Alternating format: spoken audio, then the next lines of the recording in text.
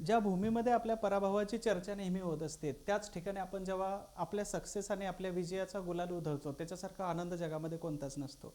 त्यानंतर माझी लेटेस्टमध्ये राज्यसेवा मध्ये ज्यांची पोस्ट निघाली, ह्या पोस्ट निघालेल्या काही अधिकाऱ्यांसोबत जेव्हा संभाषणाचा योग आला त्यावेळी त्यांनी एकच सांगितलं होतं की सर, ज्या गावामध्ये आणि ज्या शाळेमध्ये मी माझं प्राथमिक शिक्षण माध्यमिक शिक्षण पूर्ण केलं त्याच शाळेमध्ये ते शिक्षक वर्ग नव्हता, परंतु ती शाळा मात्र होती की जे माझ्या बालपणीची आठवण देत होती वारंवार मला करून. आणि त्याचबरोबर त्याच शाळेमध्ये जेव्हा माझा सत्कार होतोय ॲज अ ऑफिसर म्हणून, त्याच्यासारखा आनंद जगामध्ये दुसरा कोणताच नाही सर. म्हणजे आईवडिलांना जो आनंद होतो त्याच्यानंतर तो सेकंडरीवरती जातो आणि त्याच्यासारखा दुसरा आनंद कोणताच नसतो. म्हणून माझी अशी अपेक्षा आहे की तुम्हा सगळ्यांना हा आनंद साजरा करता यावा आणि याच्यासाठी तुम्ही सगळ्यांनी खूप चांगले प्रयत्न करावेत. यश आणि अपयश ह्या दोन गोष्टी भलेही विरोधाभासाच्या जरी असल्या तरी सुद्धा त्या दोन्ही गोष्टीला आपल्याला खूप जवळ आणि त्या अपयशाला खूप लांब करता येतं, यशाला खूप जवळ करता येतं, सक्सेसला आपल्या जवळ घेऊन येता येतं. आणि त्याच्यामध्ये फक्त एकच फॅक्टर काम करतो, तो म्हणजे तुमचे प्रयत्न. आणि हे तुमचे प्रयत्न कोणत्याही कारणास्तव कमी पडता कामा नयेत. कारण का तर सक्सेसवाले वेगळं काही करत नाही, ते फक्त प्रत्येक गोष्ट वेगळेपणाने करत राहतात. आणि म्हणूनच तुमच्यासाठी इतिहासात 15 पैकी 15 प्रश्न हे कशा पद्धतीने कव्हर होतील याच्यासाठी अतिसंभाव्य अर्थात मी थोडंसं चेंज केलेला आहे. कोणता तर बघा, परवा एक परीक्षा झाली आणि परवाच्या परीक्षेमध्ये काय गंमत होती माहिती आहे का, की मी अगोदर एका स्टेटसला ठेवलं होतं की जेव्हा BN राव यांची नेमणूक केली होती घटनेचे सल्लागार म्हणून, तर ही नेमणूक कोणी केलेली होती मी स्टेटस ठेवला होता. आणि आपल्या इतिहासाच्या चॅनलवरती म्हणजे जो 60,000 आहे तुमच्या मदतीने झालेला, तुम्ही सगळे माझ्या फॅमिलीचे मेंबर्स आहात आणि तुमच्या मतीने झालेलं त्या चॅनल्सवरती टाकलं होतं, तो सहाय्यक परीक्षेला परवाच्या मुख्य परीक्षेला विचारलं. म्हणजे कधी कधी स्टेटस आणि चॅनलवरचे क्वेश्चन ॲज इट इज विचारतात, यावरती माझा सुद्धा विश्वास नाही. आणि गेल्या 1.5 वर्षामध्ये मी हेच करतोय, जे तुम्हाला देतोय ना तेच येतंय. माझी अशी अपेक्षा आहे की मी टायटल चेंज केलं, परीक्षेला येणारे अतिसंभाव्य प्रश्न. कारण का येतात, 100% येतात परीक्षेला येणारे अतिसंभाव्य प्रश्न. भाग 1 नंबरचा दिला होता तुम्हाला, तुम्ही बघितला, त्याच्यावरती तुम्हाला खूप सारा फायदा झालेला होता. आणि त्यानंतर भाग 2 पण मी घेतला. भाग 2 ला तुम्ही सगळ्यांनी दिलेला उत्स्फूर्त प्रतिसाद जो होता, तर त्याच्यानंतर मला परत एकदा एनर्जी आली. आणि एनर्जी तुमच्या कमेंट्समधून येतेच, नेहमीच येते. आणि त्याचबरोबर मी तुम्हाला एनर्जी देण्यासाठी काहीतरी मोटिवेशन नेहमी देत असतो. इतिहास हा शिकवत तुम्हाला थोडंसं मोटिवेशन.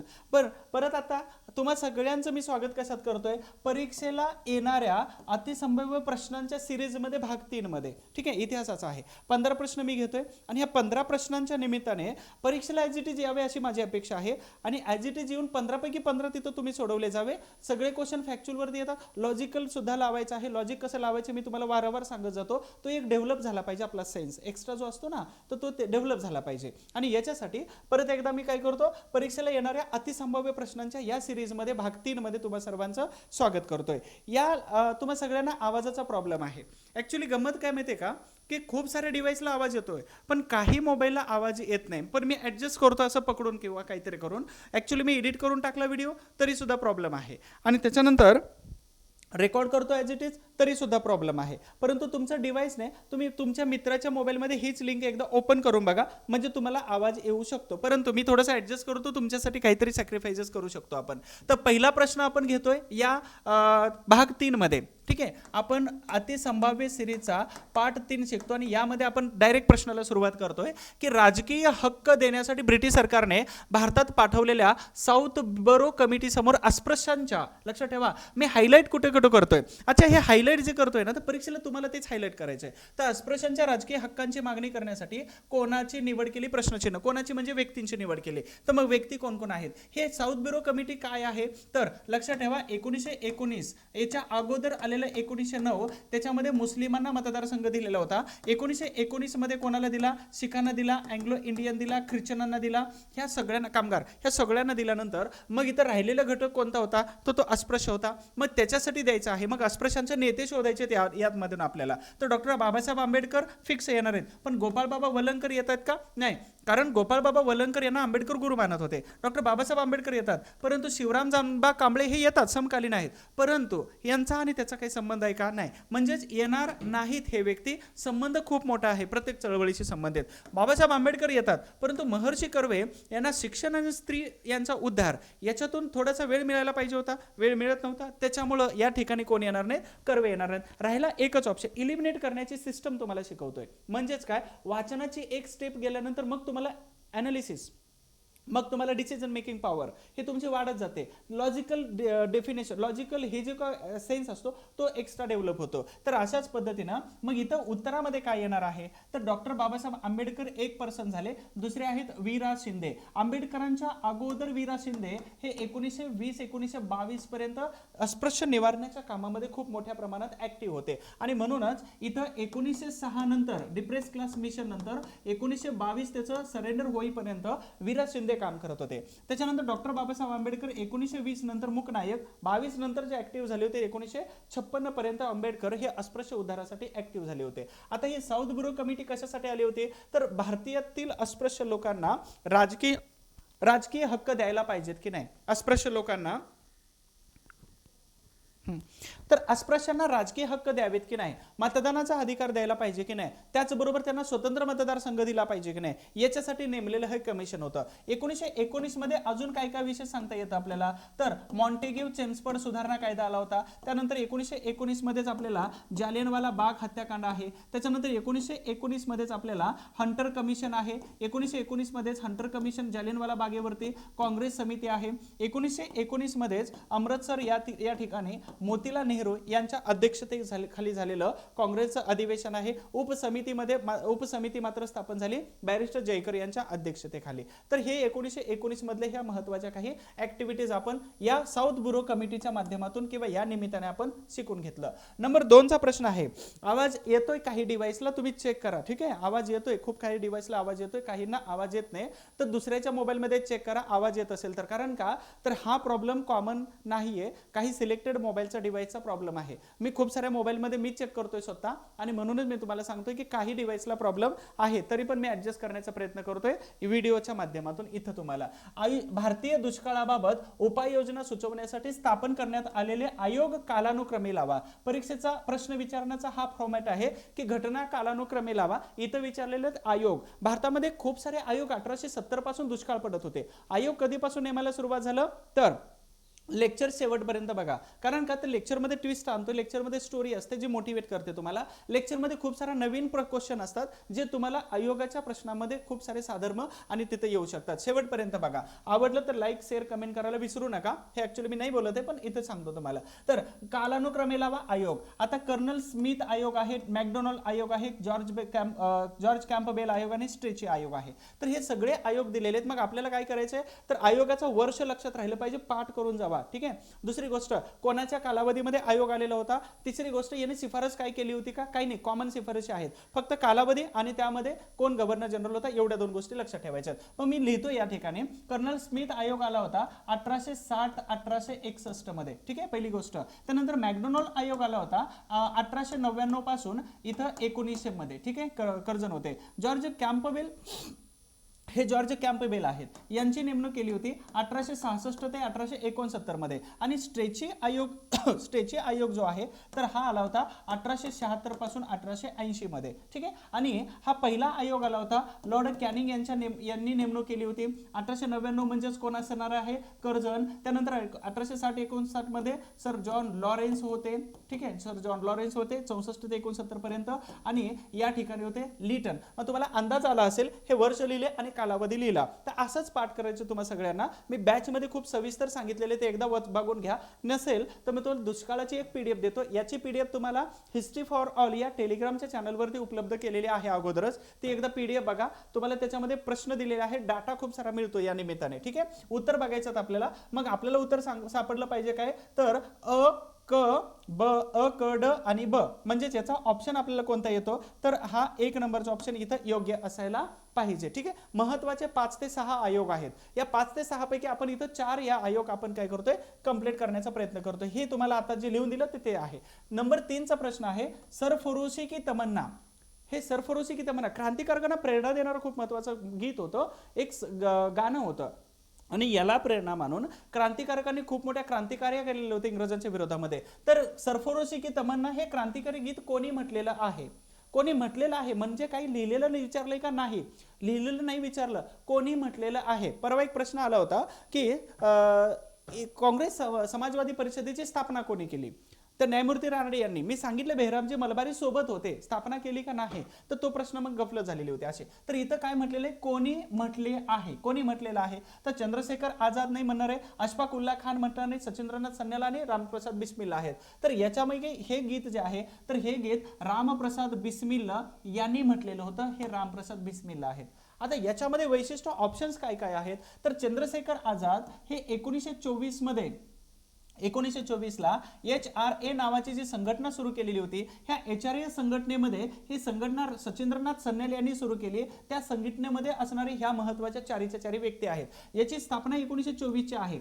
परंतु 19 ऑगस्ट 1925 ला ज्यावेळी काकोरी कट झालेला होता, ह्या काकोरी कट 9 ऑगस्टला याच्यावर लेक्चर मी टाकणार आहे 100%. 9 ऑगस्ट एक छोडो भारत आंदोलन असेल आणि त्यानंतर इथं काकोरी कट आहे, लेक्चर येत आहे. तर या 9 ऑगस्टच्या काकोरी कटानंतर 1924 ची HRA काय झाली? बाद करण्यात आली. मग HRA नंतर काय बनली? तर 1928 ला चंद्रशेखर आझाद यांच्या नेतृत्वामध्ये HSRA नावाची संघटना बनली फिरोजशाह कोटला मैदानावरती. ही उत्तर प्रदेशमध्ये ही फिरोजशाह कोटला लोकेशन वरती एमपीएससी ने प्रश्न विचारलेला आहे. मग आता ही संघटना बनली आणि या संघटनेमध्ये सर्वात महत्त्वाचे व्यक्ती कोण होत्या? तर भगतसिंग होते, बटुकेश्वर दत्त होते, त्याचबरोबर राजगुरू होते, चंद्रशेखर आझाद होते. तर या महत्त्वाचे व्यक्ती पहिल्या संघटनेचे व्यक्ती वेगळे आहेत, दुसऱ्या संघटनेचे व्यक्ती वेगळे आहेत. पहिल्यातली फक्त एकच कॅरी फॉरवर्ड झाली ते म्हणजे चंद्रशेखर आझाद होते, त्यांनीच ही HSRA नावाची संघटना सुरू केली होती. आता महत्त्वाचं विशेष काय? तर फासावर जाणारे पहिले मुस्लिम व्यक्ती कोण आहेत?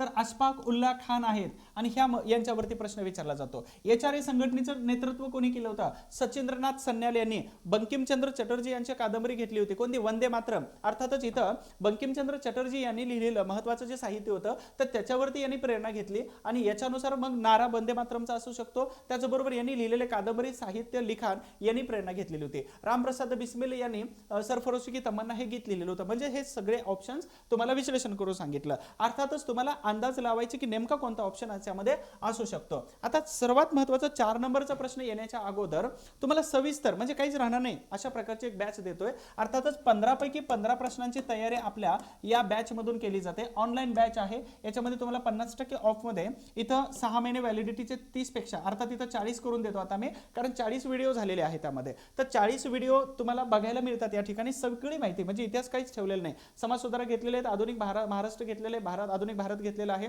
त्याचबरोबर सगळे समाजसुधारक पण कव्हर केलेले आहेत. तर अशी कंबाईनची ऑनलाईन बॅच आहे 2023 मध्ये. तुम्हाला 15 पैकी 15 प्रश्नांची तयारी इथून मात्र करता येऊ शकते. काय करायचे?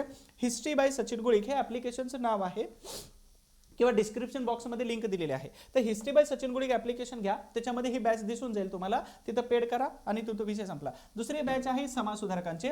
सगळे समाज सुधारक इत्थंभूत कव्हर केलेले आहेत. सगळे म्हणजे त्यांची जेवढी माहिती असेल तेवढी मी माहिती टाकण्याचा प्रयत्न करतोय आणि या बॅच मधून तुम्हाला समाज सुधारकांची सविस्तर माहिती मिळून जाते. त्याचबरोबर सगळे परीक्षेचे प्रश्न इथं कव्हर होऊन जातात. ऍप्लिकेशन घेण्यासाठी हे बॅच घेण्यासाठी ऍप्लिकेशन डाउनलोड करून घ्या. त्याचबरोबर इथं मोबाईल नंबर दिलेला आहे. तुम्हाला जर काही प्रॉब्लेम येत असेल तर तुम्ही मोबाईल नंबरवरती फोन करू शकता मला, ठीक आहे. म्हणजे लेक्चर बघून पूर्ण झाल्यानंतर पण मला फोन करता, सर बॅच घ्यायचे काय करायचं. तर हे एवढा पार्ट लक्षात ठेवा चला बॅच साठीचा, ठीक आहे. आणि हे टेलिग्राम चॅनल आहे, यावरती तुम्हाला सगळ्या अपडेट येऊन जातात. या लेक्चरची PDF सुद्धा त्या टेलिग्राम चॅनलवरती टाकून दिलेले, ते एकदा बघून घ्या. ऍप्लिकेशन अशा पद्धतीचं दिसतंय की history by Sachin Gulik install करून घ्या. पेड कोर्स मध्ये तुम्हाला सगळे कोर्स पेड आहेत आणि हे दिसून जातील. त्याचबरोबर डेमोचे व्हिडिओ दिसतात, PDF फ्री मध्ये दिलेले डाउनलोड करून घ्या. टेस्ट सिरीज दिलेले आहे, यामध्ये जवळपास 14 पेपर दिलेले 199 रुपये मध्ये. डेली क्वेश्चन्स आहेत आणि हे महत्त्वाचा काही डाटा त्याच्यामध्ये दिलेला आहे. 5 नंबरचा प्रश्न आहे, पुणे कराराच्या निषेधार्थ दलित मोर्चाच्या गटाचे नेतृत्व खालीलपैकी कोणी केलं होतं. आता पुणे कराराच्या निषेधार्थ म्हटलेलं आहे, मग हा करार झालेला आहे कधी?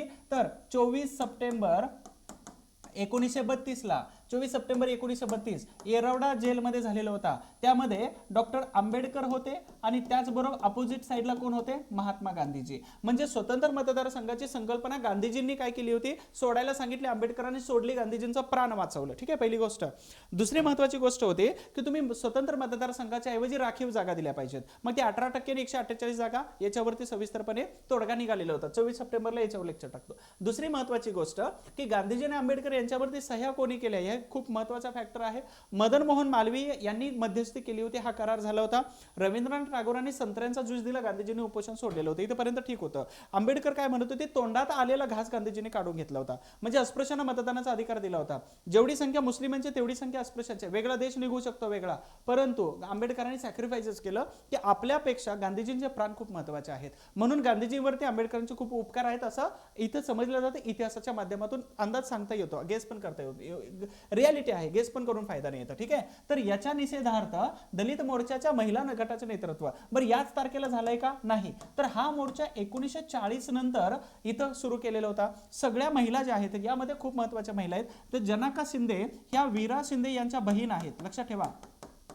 वीरा शिंदे यांच्या बहीण आहेत, या विधवा होत्या आणि विधवा असताना यांनी कर्वेंना सांगितले की माझ्या बहिणीला आश्रमामध्ये ठेवा. तेव्हा सांगितलं बहुजनांसाठी आश्रम ओपन नाहीत, हे कर्वेंनी सांगितलं होतं. आणि म्हणून यांनी काय केलं होतं, तर निराश्रित सेवा सदन असेल किंवा निराश्रित नावाच्या वेगवेगळ्या संस्था सुरू केल्या आणि दलित उद्धारासाठी जनाका शिंदे आणि त्याचबरोबर महर्षी वीरा शिंदे यांनी खूप महत्वाचं काम केलं होतं. सरोजिनी नायडू महात्मा गांधीजींबरोबर प्रत्येक आंदोलनामध्ये हिरिरीने भाग घेणाऱ्या महत्वाच्या व्यक्ती. 1925 काँग्रेसच्या अधिवेशनाच्या पहिल्या भारतीय महिला आणि बेजेट 1917 होत्या, परंतु पहिल्या भारतीय महिला सरोजिनी नायडू होत्या. बेबी कांबळे ह्या दलित साहित्यिक होत्या, दलित महत्वाच्या कार्यकर्त्या होत्या. त्याचबरोबर महत्वाची व्यक्ती शांताबाई दानी. तर निषेधार्थ मोर्चा कोणी काढला असेल तर तो शांताबाई दानी यांनी काढला. या महत्वाच्या महिला आहेत बेबी कांबळे आणि शांताबाई दानी. तर या दलित चळवळीत काम करणाऱ्या अतिशय महत्वाच्या अस्पृश्य स्त्रिया होत्या, परंतु या गटाचं नेतृत्व मात्र शांताबाई दानी यांनी केलेलं होतं. ठीक आहे, पुढील प्रश्नाकडे जातोय आपण.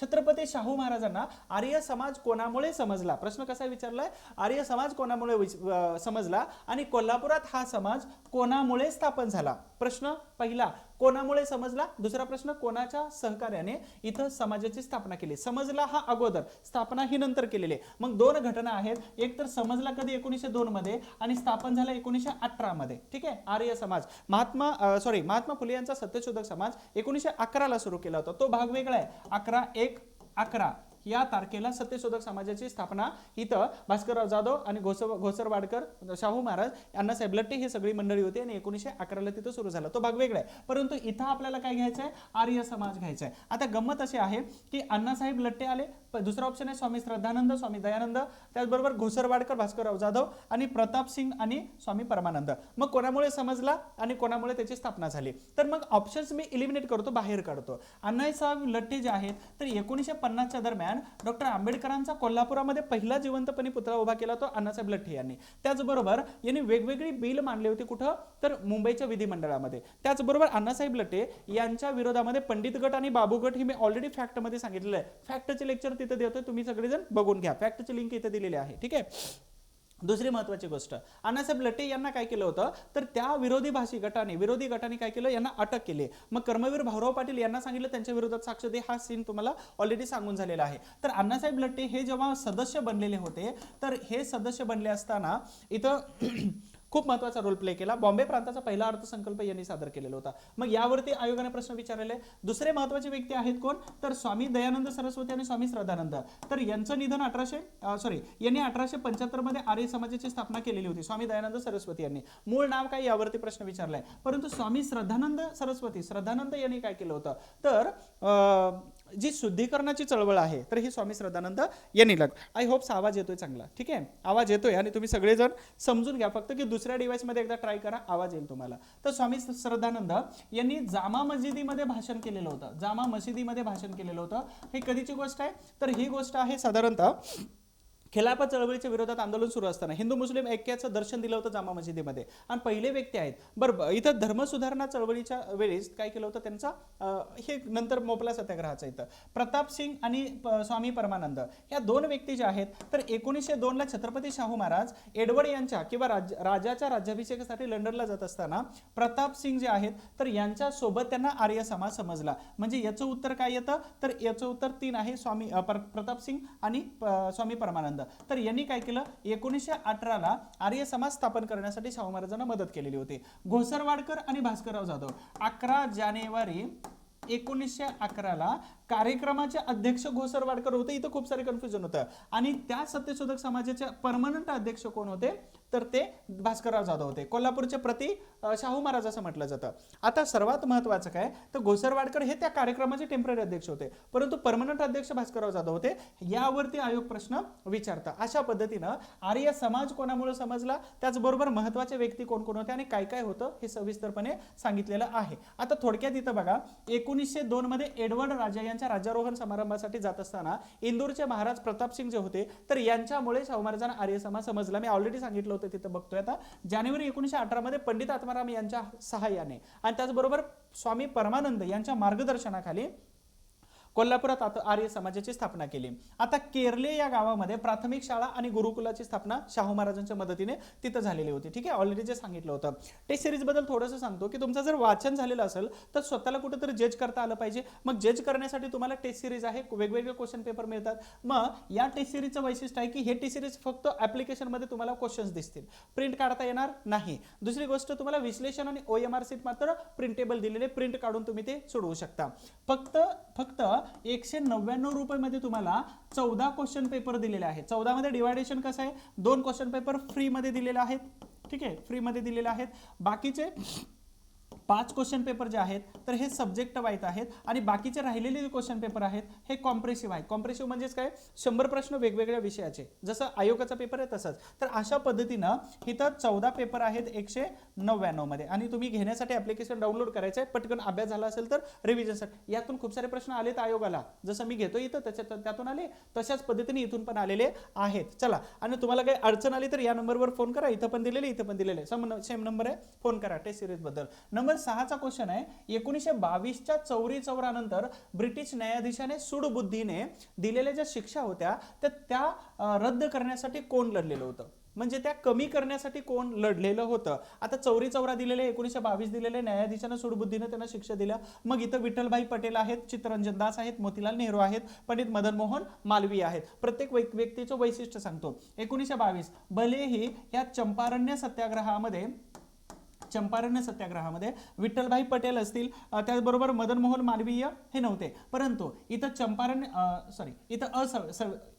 असहकार चळवळ घेऊ आपण हे 1917 पर्यंत गेलं थोडं पाठीमागे नाही जात आहे असहकार चळवळ घेऊ आपण ही 1920 ला सुरू झालेली होती ठीक आहे आता या असहकार चळवळीनंतर या महत्त्वाच्या व्यक्ती तिथे ऍक्टिव्ह होत्या परंतु तिथं मात्र सूडबुद्धीने शिक्षा दिलेली होती आणि ती कमी करण्यासाठी प्रयत्न कोणी केला हे सगळेचे सगळे वकील होते हे पण लक्षात ठेवा सगळेचे सगळे वकिलांची फौज आहे आणि वकिली कोणी कधी केली होती कधी सोडली होती वकिली कशा पद्धतीने करत होते यावरती ऑलरेडी प्रश्न खूप सारे आलेले आहेत परंतु इथं असा प्रश्न डिझाईन होऊ शकतो की कोण लढलेलं होतं या केसमध्ये जसं आझाद हिंद फौजेसाठी लढले होते लाल किल्ल्यावरती केस असताना तसंच इथं प्रश्न विचारलाय मग इथं विठ्ठलभाई पटेल नाही येणार आहे त्यानंतर चित्तरंजन दास हे बंगालमध्ये ऍक्टिव्ह होते त्यानंतर मोतीलाल नेहरू होते परंतु केस लढत नव्हते मग इथे एकच व्यक्ती आले कोण तर पंडित मदन मोहन मालवीय आणि यांनी काय केलं तर असहकार चळवळीच्या दरम्यान चौरी चौरा हत्याकांड 1922 5 फेब्रुवारीला झालं होतं कुठं तर चौरी चौरा या ठिकाणी उत्तर प्रदेशच्या गोरखपूर नावाच्या जिल्ह्यामध्ये ठीक आहे बॉर्डरवरती आहे तो जिल्हा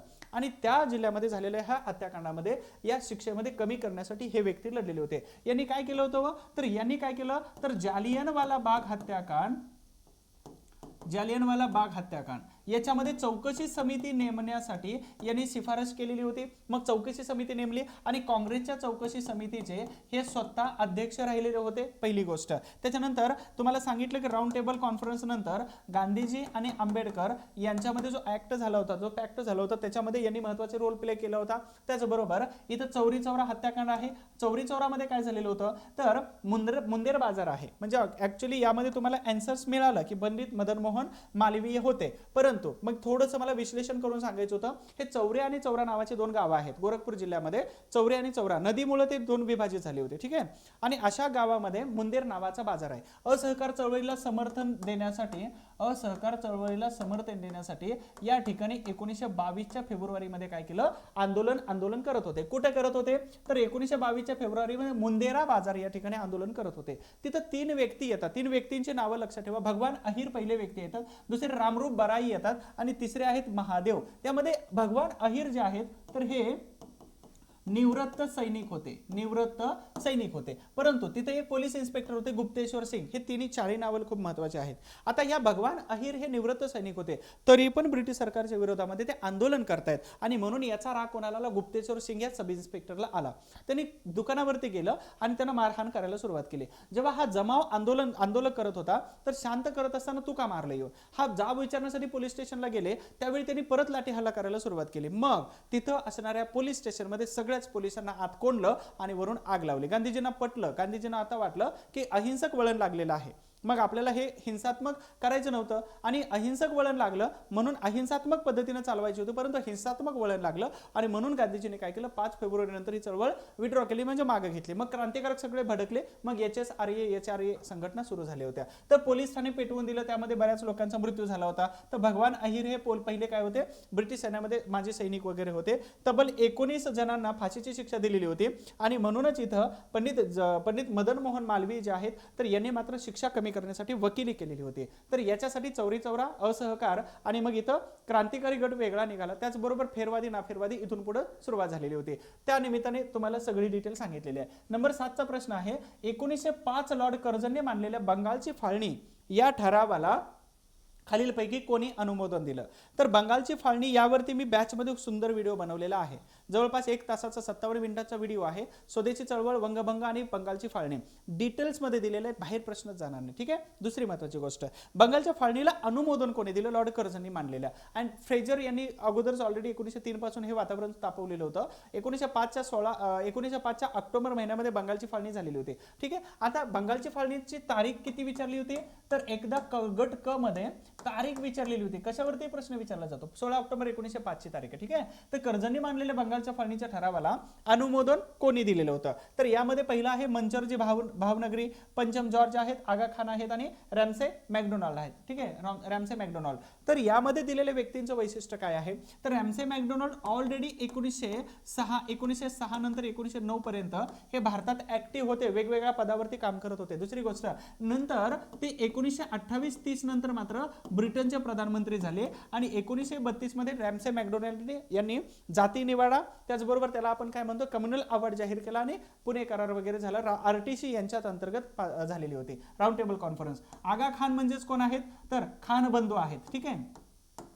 खान बंधू सलीमुल्ला खान आणि आगा खान. तर या खान बंधूंच्या माध्यमातून 1906 मध्ये मुस्लिम लीग बनली आणि नंतर 1909 मध्ये या मुस्लिम लीगला स्वतंत्र मतदारसंघ जाहीर झालेला होता. दुसरं पंचम जॉर्ज 1911 मध्ये यांनी काय केलं, तर बंगालची फाळणी रद्द केलेली आपल्याला दिसून येते, ठीक आहे. पंचम जॉर्ज यांनी 1911 ला बंगालची फाळणी रद्द केली आणि 1912 यांनी बंगालचं बिहार आणि बंगाल असं 2 भागामध्ये विभाजन केलं. त्याचबरोबर कलकत्त्याची राजधानी दिल्ली या ठिकाणी ट्रान्सफर केली 1912च्या डिसेंबर महिन्यामध्ये. मग राहिले व्यक्ती कोण, मंचरजी भावनगरी. हे बंगालमध्ये लॉर्ड कर्झनचे खूप मोठे समर्थक होते आणि म्हणूनच त्यांनी बंगालच्या फाळणीला काय केलं, समर्थन दिलेलं आपल्याला दिसून येतं. तर बंगालची फाळणी भलेही 1905 ची जरी असली तर याच्यामध्ये महत्त्वाचा स्वदेशी आंदोलनावरती प्रश्न विचारला जातो, त्यानंतर वंगभंग आंदोलनावरती प्रश्न विचारला जातो, त्याचबरोबर इथं येणारी चतुसूत्री कार्यक्रम आहे त्यावरती तुम्हाला प्रश्न विचारला जातो. लॉर्ड कर्झन आहे, लॉर्ड किचनेर आहे, गोखले यांची भूमिका महत्त्वाची येते. भारतीय राष्ट्रीय काँग्रेसचे अधिवेशन कोणकोणते आहेत, इथं तुम्हाला प्रश्न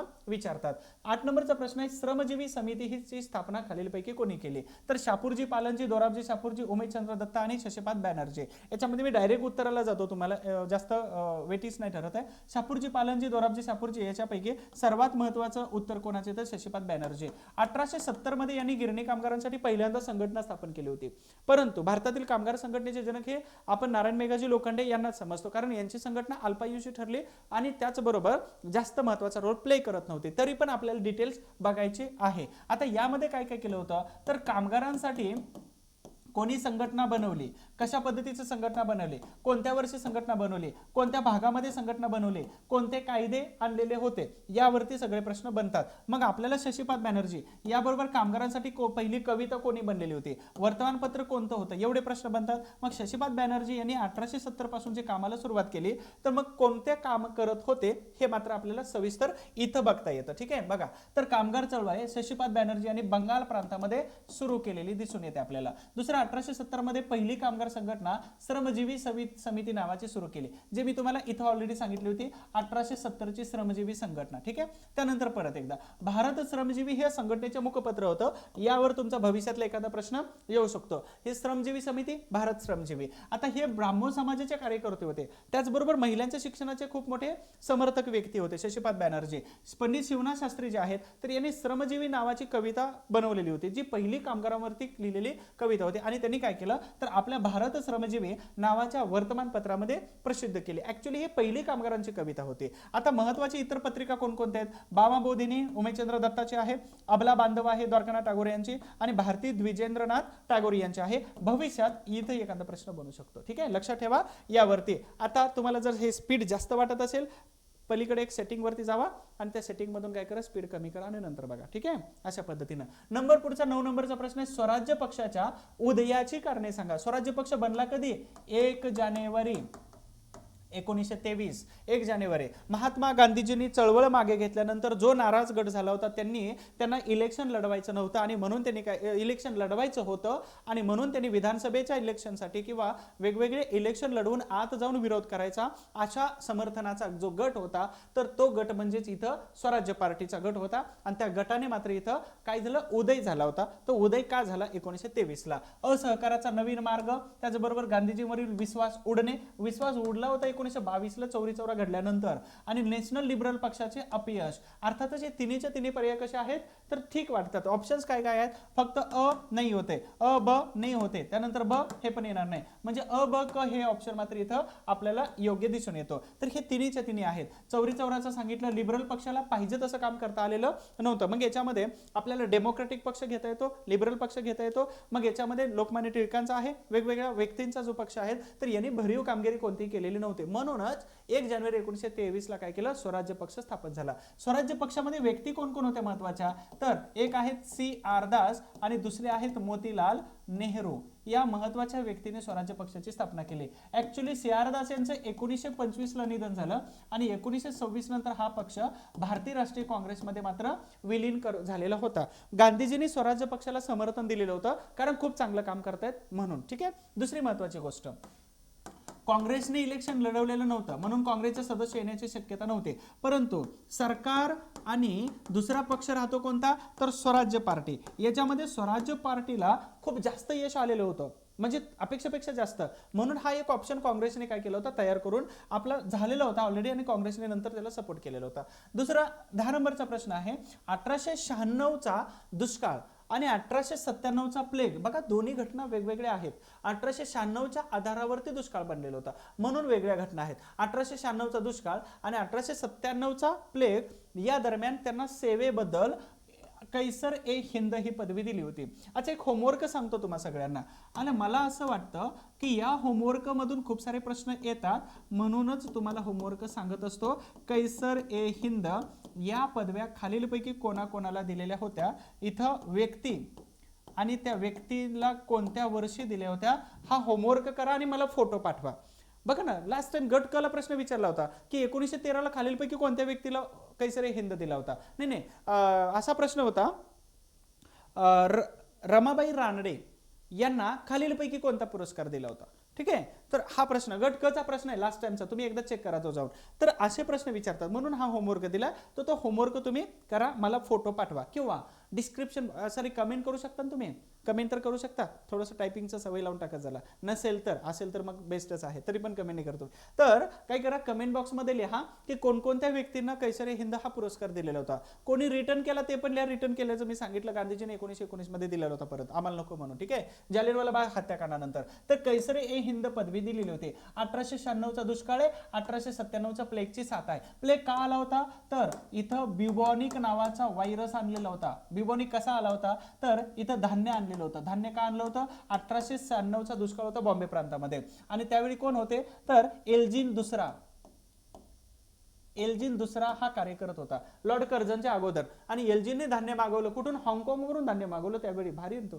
तर हाँगकाँगवरून धान्य मागवलं, त्यामध्ये बिबॉनिक नावाचा व्हायरस आला आणि त्यानं प्लेगची साथ झाली. प्लेग सर्वात जास्त कुठं पसरला, तर बॉम्बे प्रांतात पसरला. बॉम्बे प्रांतात सर्वात जास्त इफेक्ट एरिया कोणता होता, पुणे होता. मग तुम्हाला माहित आहे चाफेकर बंधू लोकमान्य टिळकांचा लेख, मग तिथं रँडची हत्या, IS ची हत्या, हे सगळं कांड तुम्हाला माहिती आहे. ठीक आहे. तर या दरम्यान सेवेबद्दल कोणाला कैसरी हिंद पदवी दिली होती. अर्जुन केळुसकर करणार आहेत का काम, नाही करणार आहे, मुंबईमध्ये होते. न्यायमूर्ती रानडे करणार आहेत का काम, सरकारी अधिकारी होते न्यायाधीश, हे तर करणारच नाहीत. दुसरी गोष्ट लोकमान्य टिळक, कैसरी हिंद सरकार दिलं तर मग राहतच काय अर्थ, तर टिळकांना देऊ शकत आहे. कारण का, तर टिळक आणि काँग्रेस 36चा आकडा होता सर्वात मोठा जास्त, आणि म्हणूनच इथं पहिलाच ऑप्शन येतो कोणता, तर बेहरामजी मलबारी. तर 1887चं मद्रासचं जे अधिवेशन भरलेलं होतं, तर त्यामध्ये रानडेंच्या सोबत यांनी काय केलं, तर समाजवादी परिषदेची स्थापना इथं झालेली होती, केली रानडेंनी, सोबत होते फक्त बेहरामजी मलबारी. आता याच्यासाठी आयडेंटिटी आहे का यांची, नाही. तर दुसरी महत्वाची गोष्ट यांच्याबद्दलची काय आहे, तर 1891 नंतर, ठीक आहे, 1890 नंतर म्हणायचं, पण 1891 नंतर म्हणतोय मी, जेव्हा महात्मा ज्योतिबा फुले यांचं निधन झालेलं होतं त्याच्यानंतर, तर बालविवाहाचं वय, बालविवाह याचं जे वय आहे, तर हे वय निश्चित करावं. कारण इथे एक बंगालमध्ये खूप मोठी केस घडलेली होती, आणि ती केस कोणती होती फुलमणी केस होती. लक्षात ठेवा, ही फुलमणी केस. काय आहे फुलमणी केस, फुलमणी. अच्छा, तुम्हाला एक पिक्चर सांगू, तुम्हाला बालविवाहाचा पिक्चर आहे, आणि एक लेडी जे अंगणवाडी सेविका असते, एवढं स्ट्रॉंग काम करते राजस्थानमध्ये, रिअल स्टोरीचे पिक्चर बघत चला. एक पिक्चर सांगतो, बवंडर नावाचा पिक्चर आहे, बवंडर. तो बघून घ्या एकदा, की एक लेडी समाज व्यवस्थेच्या विरोधामध्ये जाऊन कसं काम करू शकते, म्हणजे जे वाईट होतं त्याला विरोधच केला पाहिजे. खूप भारी पिक्चर आहे, सोशली पिक्चर आहे, रिअल स्टोरी पिक्चर आहे. असे काही दृश्य दाखवलेले आहेत की जे तुम्ही नाही बघू शकत आहे, परंतु बघितला पाहिजे, कारण रिअल स्टोरी आहे. तर ठीक आहे, चला. तर फुलमणी नावाचा आहे, अत्यल्प वयामध्ये तिचा विवाह झालेला होता, आणि तिच्या ज्या मिस्टरांचं, नवऱ्याचं जे वय होतं ते खूपच जास्त होतं. अर्थातच हे लग्नाच्या पहिल्या दुसऱ्या दिवशीच काय केलं, अतिप्रसंगाने तिचा मृत्यू झाला फुलमणीचा. मग इथं मात्र बालविवाहाचं वय निश्चित करण्यासाठी बेहरामजी मलबारी यांनी खूप मोठं काम केलेलं होतं. त्याला समर्थन महात्मा फुले वगैरे सगळ्यांनी दिलेलं होतं, परंतु टिळकांनी समर्थन नाही दिलेलं. ठीक आहे, लक्षात ठेवा. टिळक म्हणत होते नाही, हे होते ते ठीक आहे, सनातनी विचाराचे होते. आता फुलमणी या प्रकरणानंतर बालविवाह आणि बालविवाहाचं वय निश्चित करण्यासाठी बेहरामजी मलबारी यांनी काम केलेलं होतं. त्याचबरोबर प्लेग असेल, त्याचबरोबर दुष्काळ असेल, तर या दरम्यान जसं नारायण मेघाजी लोखंडे यांनी काम केलं, जसं सावित्रीबाई फुलेंनी काम केलं, तसंच यांनी काम केलं. म्हणून कैसरी हिंद ही पदवी त्यांना दिलेली होती. ठीक आहे, लक्षात ठेवा. ईश्वरचंद्र विद्यासागर विधवा विवाहाचं वय, विधवा पुनर्विवाह, आणि बेहरामजी मलबारी बालविवाहाच्या वयासाठी त्यांनी काम केलेलं होतं. सारडा आहेत 1929ला, त्यांनाही विचारतात. विशाखा कायदा PSI ला विचारतात. ठीक आहे, त्यानंतर पुढे जाऊ आपण. 11 नंबरचा प्रश्न आहे, योग्य उत्तराचा पर्याय निवडा. स्वदेशी चळवळीचं नेतृत्व विचारलेलं आहे. नेतृत्व आणि त्याचं लोकेशन मी तुम्हाला ऑलरेडी सांगितलंय, व्यक्ती, वर्ष, संस्था, ठिकाण याच्या बाहेर प्रश्न जात नाही. इतिहासाचा चॅलेंज आहे माझं, गेला तर मला फक्त पाठवून द्या तसा प्रश्न. ठीक आहे, सेंटेन्सेस वरती जातो, पण ते व्यक्तीचं सेंटेन्स येतं. चला, तर इथं स्वदेशी चळवळीचं नेतृत्व तुम्हाला विचारलेलं आहे. बंगालमधून सुरेंद्रनाथ बॅनर्जी म्हटलं की बंगालमध्ये जायचं. ठीक आहे, त्यानंतर दिल्लीमध्ये सय्यद हैदर रजा, दिल्लीमध्ये सय्यद हैदर रजा यांचं नेतृत्व होतं. त्याचबरोबर दुसरं मुंबईमधून लोकमान्य टिळकांचं, बरोबर आहे, आणि त्यानंतर मद्रासमधून चिदंबरम पिल्लई. आता याच्यामध्ये अशी काही नावं दिलेली आहेत की ज्या नावांच्या आधारावरती तुम्ही काय करू शकता, त्या एरिया आणि तो व्यक्ती ओळखू शकता. तुम्हाला जर सांगितलं चिदंबरम म्हटलं की दक्षिण भारतात जाता तुम्ही. त्याचबरोबर तुम्हाला सांगितलं की तेंडुलकर किंवा तुम्हाला सांगितलं जाधव, पाटील वगैरे, तर तुम्ही महाराष्ट्रात येता. तुम्हाला सांगितलं मोदी, गुजरातला जाता तुम्ही. तुम्हाला सांगितलं सिंग, पंजाबला जाता. तुम्हाला सांगितलं वर्मा, शर्मा, तर तुम्ही डायरेक्ट बिहारला जाता. तसंच इथं अंदाज लावायचा आहे, थोडंसं याचा वापर करायचा. सगळ्या प्रश्नाची उत्तर आपण वाचलीच पाहिजेत असं नसतं, थोडंसं लॉजिक वापरायचं असतं. अनेक वेळा वाचन झालं, थोडंसं सेन्स डेव्हलप केलं की ऑटोमॅटिक हे उत्तर बनून जातात. तर सुरेंद्रनाथ बॅनर्जी बंगाल बरोबर येतं.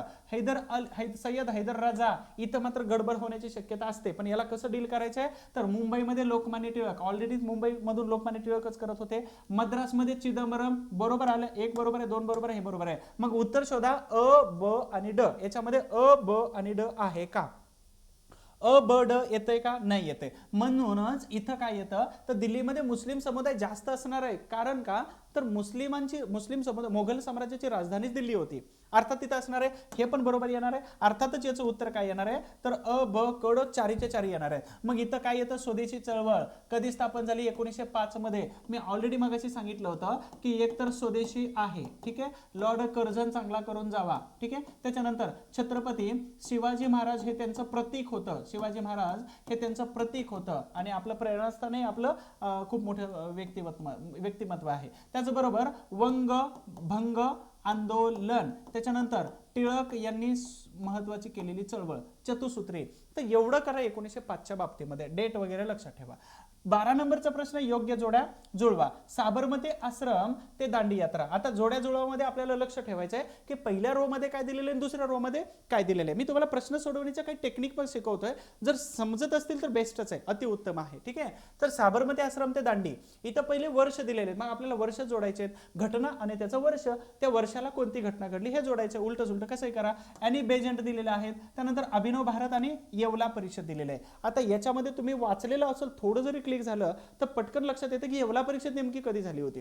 अभिनव भारत काय होतं, आणि बेजंट हे कशाच्या संबंधित आहेत, आणि आश्रम काय आहे, साबरमती आश्रम ते दांडी काय प्रवास असू शकतो. तर साबरमती ते दांडी म्हणजेच काय येतं तर सविनय कायदेभंगाची चळवळ येते. सविनय कायदेभंगाची चळवळ कधी सुरू झाली होती तर इथं झाली होती 1930 ला. पहिली गोष्ट 1930 ला. ही 1930 पासून 1934 पर्यंत होती. आणि गांधी आयर्विन करार 5 मार्च 1931 ला जेव्हा झाला होता तर गांधी आयर्विन करारामध्ये ही चळवळ मागे घेतली. राऊंड टेबल कॉन्फरन्सला गांधीजी गेले, सरोजिनी नायडू यांच्यासोबत तिकडं परत निराश होऊन आले आणि परत ही चळवळ सुरू केली. लोक पाठीमागची कमी झाली म्हणून 1934 ला बंद केली. विषय खतम, ठीक आहे. दुसरं ॲनी बेजंट. ॲनी बेजंट या भारतात कशासाठी आल्या होत्या, ख्रिश्चन धर्माच्या विरोधात होत्या. त्याचबरोबर थिओसॉफिकल सोसायटीच्या खूप मोठ्या नेत्या होत्या. त्याचबरोबर 1916 ला त्यांनी काय काय लिहिलं होतं, 1916 ला लिहितो मी सगळं. थिओसॉफिकल सोसायटी, त्याचबरोबर ख्रिश्चन धर्माच्या टोटल विरोधात होत्या. त्याच्यानंतर 17च्या कलकत्ता अधिवेशनाच्या अध्यक्षा, पहिल्या महिला अध्यक्ष आहेत. 1916 ला होम रूल लीग, अरे बरोबर बोललो होतो मगाशी, होम रूल लीगची स्थापना केली होती, ठीक आहे. आता इथं काय काय आलं होतं, मग वर्ष यातलं काय येतंय का, 30 नाही 17 35, 17 फक्त मॅच होते. तर 1917 ला कलकत्ता अधिवेशन झालेलं होतं. लक्षात ठेवा, 1917 ला कलकत्ता अधिवेशन, आणि पहिल्या महिला अध्यक्ष होण्याचा मान ॲनी बेजंट यांना दिला जातो, ठीक आहे. त्यानंतर महत्वाची गोष्ट काय तर वीरा शिंदे यांनी याच परिषदेमध्ये अस्पृश्यता निवारणाचा ठराव मंजूर केला. तो पास झाला आणि त्याला अनुसरून वीरा शिंदेने 1918 ला मुंबई परिषद घेतली. त्याचा अध्यक्ष महाराजा सयाजीराव गायकवाडांना केलं. त्यावर प्रश्न आयोगाचा आलेला आहे. मी ॲज इट इज सांगितलं होतं, येतोय प्रश्न, आला प्रश्न, ठीक आहे. दुसरा अभिनव भारत संघटना. अभिनव भारत 1935 ला जाते का नाही, 1935 पर्यंत विदा सावरकर हे कुठं होते, तुरुंगात होते. 1910 नंतर 35 वर्ष, पुढचे 25 वर्ष. अर्थातच 1904 लाच काहीतरी येणार आहे. मग अभिनव भारत जे आहे ते 1904 चे आहे. आता हे 1904 ला अभिनव भारत का जोडायचे तर इथं यंग इटली ह्या जोसेफ मॅझिनी यांच्या यंग इटली पासून प्रेरणा घेतली आणि म्हणून यांनी नाव दिलं होतं अभिनव भारत, ठीक आहे. पहिली जी संघटना होती ती 1900 मध्ये सुरू केली आणि त्याचं नाव बदललं 1904 मध्ये, काय यंग इटलीच्या बेसवरती अभिनव भारत केलं होतं. सावरकरांची संघटना आहे, क्रांतिकारी संघटना, ठीक आहे. येवला परिषद आहे. येवला परिषद एकच ऑप्शन राहिले 1935. डोळे झाकून लाईन मारा म्हणजे 1 2 3 4 ला बरोबर आलंय. 1 2 3 4 1 2 3 4, ठीक आहे. 1 2 3 4 ला इथं उत्तर योग्य येतं. 1 2 3 4 डॉक्टर बाबासाहेब आंबेडकर यांच्या 4-5 भूमी आहेत. 5 भूमी कोणकोणत्या येतात तर नंबर 1 ची भूमी येते कोणती, शिक्षा भूमी, नाही जन्मभूमी, ओके. तर यांची जन्मभूमी येते. जन्मभूमी कुठं आहे तर महू या ठिकाणी आहे. त्याच्यानंतर दुसरी आहे शिक्षाभूमी. शिक्षाभूमी कुठं देते तर 2 येतात, एक तर लंडन आणि दुसरी अमेरिका येते, ठीक आहे. त्याचबरोबर अजून एक येते सातारा, प्रतापसिंग भोसले यांची शाळा, ठीक आहे. त्यानंतर दुसरी महत्वाची आहे की मुक्तिभूमी. मुक्तिभूमी म्हणजेच कोणती, येवला, नाशिक या ठिकाणी आहे. 1935 ला त्यांनी घोषणा केली होती, ज्या धर्मामध्ये मी जन्माला आलो त्या धर्मामध्ये मी मरणार नाही. नक्की त्या धर्माने जर सुधारणा केली तर मी राहू शकतो. 21 वर्ष विविध ग्रंथांचा अभ्यास केला. जो ऑफर द्यायला यायचा ना तो तोंडात बोट घालून जायचं की या माणसाकडे एवढं नॉलेज कसं काय, ठीक आहे. तर त्यांची किस्सा मी नंतर सांगेल तुम्हाला. ख्रिश्चन धर्माचे 2 लोक आले होते, फादर. त्यांनी सांगितलं, त्यांनी आपल्या घरामध्ये जो नोकर असतो तर आंबेडकरांनी त्याला आवाज दिला की या रॅकमध्ये या नंबरला हे एवढी पुस्तक आहे ते पुस्तक घेऊन ये. 18 प्रकारचे बायबल घेऊन आल्यानंतर ते दोघांची बोलती बंद झाली. मग त्यांनी सांगितलं माफ करा, आम्ही तुम्हाला ऑफर द्यायला आलो, ते आमचं काहीच नव्हतं, आम्ही काहीच नाही याच्यामध्ये. ठीक आहे, 21 वर्ष अभ्यास केला होता. मुक्तिभूमी 1935 ला घोषणा केली होती नाशिकच्या येवल्यामधून की कोणत्या धर्मात जन्माला यावं मात्र माझ्या हातात नव्हतं, परंतु कोणत्या धर्मात मरावं हे मात्र माझ्या नक्की हातात आहे. म्हणून याला मी वाक्य एक जोडतो की तुम्ही गरीब म्हणून जन्माला येणं हे तुमचा दोष नव्हता, पण गरीब म्हणून मेलात तर मात्र तुमचा दोष आहे. दुसरी गोष्ट, तुम्ही अधिकारी घरामधून कोणी नाही आपल्या, हा आपला दोष नाही, पण तुम्ही अधिकारी नाही झाला ना तर हा सर्वात मोठा तुमचा दोष आहे, नाहीतर हा तुमच्या आयुष्यातला सर्वात मोठा धब्बा आहे. ये नहीं कर सकते तो कुछ भी नहीं कर सकते, लक्षात ठेवा. ये नहीं कर सकते तो कुछ भी नहीं कर सकते जिंदगी में, असं एक वाक्य लक्षात ठेवायचं. दुसरी महत्वाची गोष्ट, मुक्तिभूमी झाली. त्याच्यानंतर दीक्षाभूमी म्हणजे धर्मांतर केलेलं होतं, तर ही नागपूर या ठिकाणी झालं. आणि सर्वात महत्वाचं शेवटचं आहे तर चैत्यभूमी, ही कुठे येते, मुंबईला येते. अंत्यसंस्कार इथं झालं होतं. भलेही यांचं निधन जरी मुंबईमध्ये झालं, महापरिनिर्वाण, तरी मुंबईमध्ये त्यांचं अंत्यसंस्कार झालं होतं. तर अशा प्रकारे 5 भूमी आहेत. तर या निमित्ताने आपण शिकलेलो होतो. महात्मा गांधीजींनी दांडी या ठिकाणी मीठ उचललं आणि सत्याग्रहाला सुरुवात झाली. गांधीजींना अटक झाल्यानंतर वेगवेगळ्या लोकांनी वेगवेगळ्या ठिकाणी सत्याग्रह केला होता. मग इथं मिठाचाच नाही तर जिथं मीठ नाही ना, अकोल्यामध्ये मिठाच्या विहिरी होत्या, तिथं खूप मोठा सत्याग्रह झाला होता. तर जिथं मीठ नाही तिथं कायदा, कामगार, गिरणी कामगार, वेगवेगळे जंगल सत्याग्रह, अशा प्रकारचे सत्याग्रह झालेले होते. आणि बेजनचं सांगितलं मी, अभिनव भारतचं सांगितलं. वैयक्तिक सत्याग्रहामध्ये कशाचा आग्रह धरला जात होता? वैयक्तिक सत्याग्रहाची संकल्पना ऍक्च्युली 1940 नंतर सुचलेली होती. मग याच्यामध्ये तुम्हाला विचारतात की वैयक्तिक सत्याग्रही कोण कोण आहेत. ठीक आहे, वैयक्तिक सत्याग्रही पहिले, दुसरे, तिसरे आणि चौथे कोण कोण आहेत यावरती तुम्हाला प्रश्न विचारतात. बघूया आपण उत्तर काय आहेत. दुसऱ्या महायुद्धात सामील न होण्याचा, नाही आहे, दुसऱ्या महायुद्धात सामील होण्याचा आणि सामील न होण्याचा, परदेशी वस्तूवर बहिष्कार 1905, त्यानंतर 1920 आणि 1930 पर्यंतच ही कन्सेप्ट लागू होते. भारताला अखंड स्वातंत्र्य, हे अखंड स्वातंत्र्य कधी नव्हतंच. 1905 मध्ये स्वराज्य आलं, 1930 मध्ये स्वराज्य आलं, संपूर्ण स्वराज्य वसाहतीच्या अंतर्गत, आणि 1947 ला मात्र फाळणी होऊन स्वतंत्र मिळालं. तर हा टार्गेट नव्हतं. राहिले एकच, दुसऱ्या महायुद्धात सामील न होण्याचा निर्णय. आता वैयक्तिक सत्याग्रह 1940, दुसरं जागतिक महायुद्ध 1939च्या 1 सप्टेंबर पासून 1945च्या 2 सप्टेंबर पर्यंत ते युद्ध सुरू होतं. जेव्हा जपानच्या हिरोशिमा हिनावरती बॉम्ब टाकला तेव्हा युद्ध समाप्त झालं. युरोपमध्ये मे 1945 ला संपलं होतं. तर या युद्धादरम्यान आपण आपली स्वातंत्र्याची पोळी भाजून घ्यायची आहे, परंतु अखंड स्वातंत्र्य नाही मिळवायचं. मात्र इथं आग्रह धरलेला होता वैयक्तिक सत्याग्रहींनी. वैयक्तिक सत्याग्रही कोण कोण येतात? तर इथं महत्वाचे विनोबा भावे पहिले येतात. ठीक आहे, विनोबा भावे पहिले येतात. त्याच्यानंतर दुसरे कोण येतात? नेहरू येतात. त्याच्यानंतर दिल्लीचे तिसरे वैयक्तिक सत्याग्रही ब्रह्मदत्त शर्मा. ठीक आहे, तुम्ही इथं लिहाल वल्लभभाई पटेल, चौथे येतात ते. चुकीचे प्रश्नांची उत्तर देत जाऊ नका. वल्लभभाई पटेल हे मात्र इथं चौथे येतात. या महत्वाच्या 4 सत्याग्रही होता. प्रश्न लक्षात ठेवा, महाराष्ट्राच्या महिला सत्याग्रही कोण आहेत पहिल्या हे पण कमेंट बॉक्स मध्ये सांगून द्या. ठीक आहे, नंबर 14 प्रश्न आहे, 4 आण्यांची भांग घेतली की हव्या तेवढ्या कल्पना सुचतात. हे वाक्य कोणी म्हटलेलं होतं? तर हे वाक्य पहिल्या जागतिक महायुद्धाच्या वेळी जेव्हा जेव्हा कधी अशा प्रकारचं त्यांच्या विरोधात वेगवेगळी कृती होत होती, तर त्यावेळी त्यांनी अशा संकल्पना मांडलेल्या होत्या की थोडीशी भांग घेतली की आपल्या हव्या तेवढ्या संकल्पना सुचतात. भांग माहितीये का? ते नशिली पदार्थ आहे, थोडं पिलं की झिंग येते. खूप कसं असतं काय माहित, पण ते पितात लोक. भांग घेतली म्हणजेच काही सुचत नाही, त्याला हँग होतं, हँग ओव्हर होतं कधी कधी. हा ना, हँग होऊ देऊ नका स्वतःला कधी. तर 4 आण्यांची भांग घेतली की हव्या तेवढ्या कल्पना सुचतात. शाहू महाराज नाही म्हणू शकत, महात्मा फुले नाही, टिळक आणि दिनकरराव जवळकर येतात. तर दिनकरराव जवळकर म्हणू शकतात, पण हे त्यांचं वाक्य आहे का?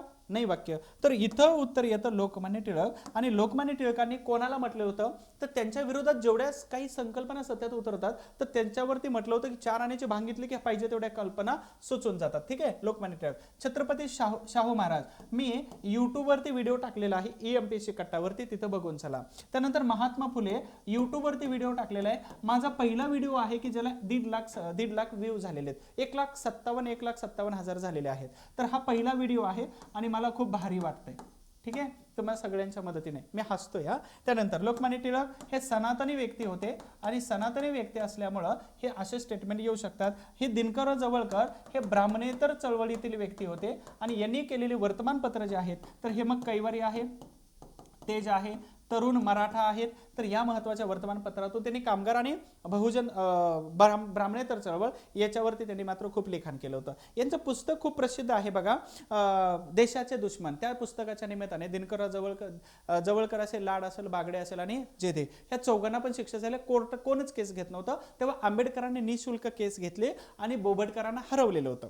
दुसरी महत्त्वाची गोष्ट, जेव्हा ही केस जिंकले आंबेडकर, रुपये घेतला नाही, परंतु कृतज्ञता कशाला असावी. जसे मी कृतज्ञता व्यक्त करतो नेहमी EMPC कट्टा या स्टेजमुळे मला आज हे तुम्हाला तुमच्यापर्यंत शिकवता येते, ठीक आहे. तशा पद्धतीने EMPC कट्टा स्पर्धाग्राम हे खूप कृतज्ञता व्यक्त करतो. तशाच पद्धतीने कृतज्ञता व्यक्त केली पाहिजे कोणाची, तर ज्याने आपल्याला मदत केली होती अगोदर. मग जेव्हा महाडचा सत्याग्रह होते सुरू, तर त्यावेळी इथं जेधे आणि हे दिनकरराव जवळकर आंबेडकरांच्या त्या महाडच्या सत्याग्रहामध्ये तिथं हजर होते. जातीनं भाषण जोरदार केली होती, असं वातावरण टाईट केलं होतं त्यांनी, ठीक आहे. चला शेवटचा प्रश्न घेतोय आणि ह्या 15 प्रश्नांची सिरीज आपण इथं संपवतो. तुम्हाला आवाजाचा प्रॉब्लेम नाही आला शेवटपर्यंत, मी अशी काळजी घेतोय आणि इथून पुढे खूप चांगल्या पद्धतीचं क्वालिटीचं तुमच्यापर्यंत पोहोचवण्याचा प्रयत्न करतोय.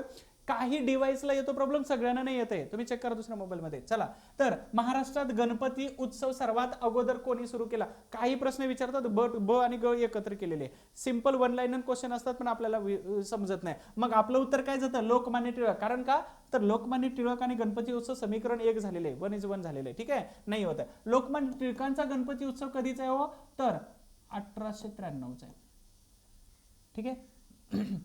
1893चा हे सक्सेस नाही झाला, म्हणून 1895 मध्ये शिवजयंती यांनी सुरू केली होती लोकांना एकत्र आणण्यासाठी. परंतु विष्णू शास्त्री चिपळूणकर गणपतीचा काही संबंध येत नाही. आत्माराम पांडुरंग तरखडकर हे 1849 मध्ये 1845 मध्ये स्थापन झालेल्या ग्रँड मेडिकल कॉलेजमधून भाऊदाजी लाड यांच्यासोबत डॉक्टर होऊन बाहेर पडले. 49 ला परमहंस सभेची स्थापना केली, याची लिस्ट बाहेर पडली म्हणून 1867 मध्ये यांनी प्रार्थना एकेश्वर उपासक मंडळी स्थापन केली. त्याचं नाव आहे प्रार्थना समाज. नाव विचारतात बरं, एकेश्वर उपासक मंडळी. इथं स्थापन झालं काय, प्रार्थना समाज सुरू केला आणि मग प्रार्थना समाजाच्या माध्यमातून समाजसेवेला सुरुवात केली. मग हे तरखडकर नाही येणार आहे. मग उत्तर एकच आहे, भाऊसाहेब रंगारी. तर भारतात नाही तर देशात पहिला उत्सव कोणी सुरू केला असेल गणपतीचा, तर तो 1892 मध्ये सुरू केला होता, भाऊसाहेब रंगारे. आता इथं काय केलं माहितीये का, गणपती उत्सव सुरू केलाय. बरं घरगुती कोणी सुरू केला होता, घरगुती मध्य प्रदेशमध्ये केला होता. मध्य प्रदेशला ही काय पुण्याची मंडळी तिथे गेले होते. मध्य प्रदेशमध्ये इंदोर असेल, त्याचबरोबर भोपाळ असेल, त्याचबरोबर वेगवेगळी जी ठिकाणं आहेत, म्हणजे भारतीय महाराष्ट्रातील सरदारांची ठिकाणं, जे दिल्लीचं पर्यंत ही लाईन लागलेली होती, तर असे वेगवेगळे ठिकाणं नेमलेली होती. तर या महत्त्वाच्या म्हणजे झाशीपासून इंदोरपर्यंत, भोपाळपासून सागरपर्यंत, सागर जिल्हा आहे, तर इथंपर्यंत हे सगळे मराठी सरदार होते टप्प्याटप्प्याने. मग शिंदे असतील, होळकर असतील, ह्या सगळ्यांनी, पवार असतील, धारचे पवार, तर बारामतीचे नाही, धारचे पवार आता सध्या बारामतीचे. तर ह्या भाऊसाहेब रंगारी आणि यांच्यासोबत अनेक लोक तिकडे गेले. भोपाळमध्ये कुठे गेले, तर तिकडं जे महत्त्वाचे लोकेशन्स आहेत सरदारांची ठिकाणं, इथं गेले आणि त्यांनी तिथं घरगुती गणपती बघितला. मग त्यांनी प्रेरणा घेतली आणि मग प्रेरणा घेऊन काय केले यांनी, तर अशा प्रकारे गणपती उत्सवाला सुरुवात केली. म्हणून मग इथं नंतर टिळकांनी गणपती उत्सवाला सुरुवात केली 1893 ला. याला रिस्पॉन्स नाही आला म्हणून इथं शिवजयंती सुरू केली 1895 मध्ये. परंतु पहिली शिवजयंती महात्मा ज्योतिबा फुले यांनी सुरू केलेली होती. अशा पद्धतीनं आपण 15 प्रश्न घेतलेले आहेत बघा. टिळकांनी विंचुरकर वाड्यामध्ये 1893 ला पहिल्यांदा उत्सव सुरू केला होता, परंतु ही पहिला नाही तर विंचुरकर वाड्यामध्ये. परंतु भाऊसाहेब लक्ष्मण जावळे अर्थात भाऊसाहेब रंगारे यांनी 1892 मध्ये काय केलं, टिळकांच्या अगोदर हा गणपती उत्सव सुरू केला होता. इतिहासामध्ये याची नोंद आहे. मी ऑलरेडी जे सांगितलं होतं, हे गेले कुठं तर मध्य प्रदेशला गेले आणि MP मधून ते बघून आल्यानंतर याने सार्वजनिक गणपतीचा उत्सव सुरू केलेला होता, ठीक आहे. अशा पद्धतीनं तुमच्यापर्यंत 15 प्रश्नांच्या निमित्ताने खूप सारी माहिती देण्याचा मी तंतोतंत प्रयत्न केलेला आहे. अजून एक विशेष सूचना आहे की हिस्ट्री बाय सचिन गुळी या ॲप्लिकेशनमध्ये इतिहासाच्या या सगळ्या ऑनलाईन बॅचेस आहेत. कंबाईन पूर्व परीक्षेची बॅच आहे, फुल्ली अपडेटेड आहे. राज्यसेवा पूर्व परीक्षेची बॅच आहे, 30 एप्रिलसाठी तुम्हाला फायदा देणार आहे, 4 जूनसाठी फायदा देणार आहे. सर्व समाज सुधारक 700 रुपये मध्ये देतोय. त्याचबरोबर डिपार्टमेंट PSI ची बॅच आहे, अपकमिंग एक ॲडव्हर्टाइज आहे, विसरू नका तिला. हे सगळे कोर्सेस घेण्यासाठी हिस्ट्री बाय सचिन गुळी ॲप्लिकेशन डाउनलोड करा. हा माझा नंबर आहे. तुम्हाला अभ्यासाची काही शंका असेल, त्याचबरोबर ॲप्लिकेशन बॅचची काही शंका असेल तर या नंबरवरती फोन करा. टेलिग्राम जॉईन करा. या लेक्चरची PDF मी टेलिग्रामवरती टाकून देतो, ठीक आहे. आणि अजून एक महत्त्वाचं एक छोटी स्टोरी सांगायची.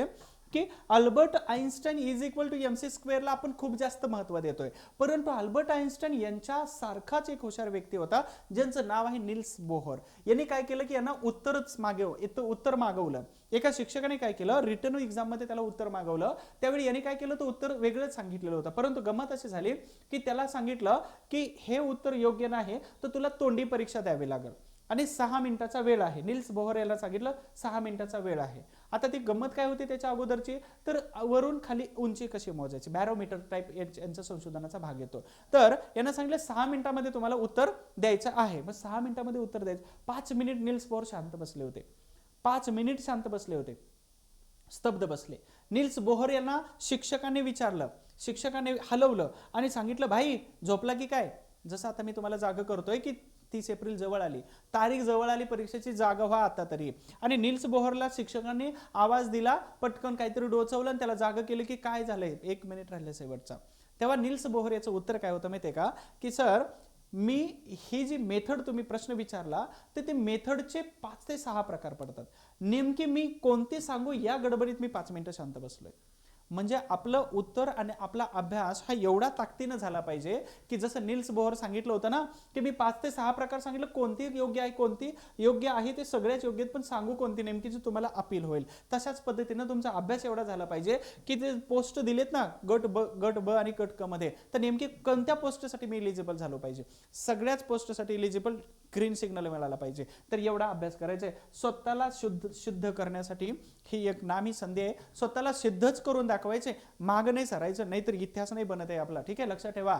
फक्त हे दिवसच राहू द्यायचे आहेत की या दिवसांचा इतिहास करायचा आहे, हे तुमच्या हातात आहे. तुम्ही पूर्ण ताकदीने करू शकता. खूप क्रिटिकल प्रॉब्लेम्स मधून तुम्ही अभ्यास करता, मला माहिती आहे, आय नो. बट ऑप्शन्स काय आहे का, ऑप्शन्स काहीच नाही ना. तुम्ही नाही करत ना, दुसरा करतोय, सोडून द्या. हिमालयाचा अलक निरंजन. ठीक आहे, अर्थात सांगायचं आहे की तुम्हाला नाही होते ना तर दुसरा कोणीतरी करतोय. तुम्ही घरी राहून 4 तास अभ्यास करता ना, तर इथं 15 तास अभ्यास करणारी बसलेले. तुमची अगरबत्ती आणि तुमची मेणबत्ती नाही चालत आहे, त्याच्यामुळे पूर्ण ताकदीने अभ्यासाला झोकून द्या. अशाच पद्धतीने अभ्यासात जर काही अडचणी येत असतील तर माझा नंबर दिलेल्या नंबरवरती फोन करा आणि तुम्ही तुमचं आयुष्य बदलू शकता. यावरती तुमचा अजून एकदा विश्वास असायला पाहिजे. ठीक आहे, thank you so much, wish you all the best. तुम्हाला सगळ्यांना खूप खूप शुभेच्छा असतील अधिकारी होण्यासाठी, त्याचबरोबर खूप खूप शुभेच्छा असतील तुमच्या अभ्यासासाठी. Thank you, wish all the best.